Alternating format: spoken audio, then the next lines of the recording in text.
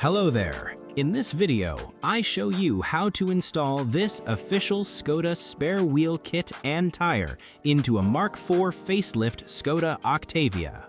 Start by removing both boot floor coverings.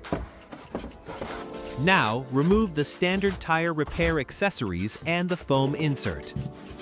Install the securing strap before you put the wheel in the car. Install the spare wheel face down. Then install the center lock for the wheel. Squeaky!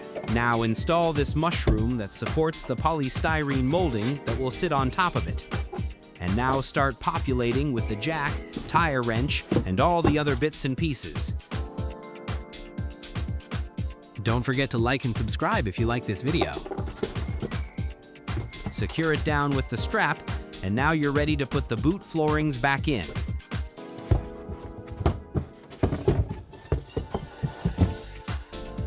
Job done.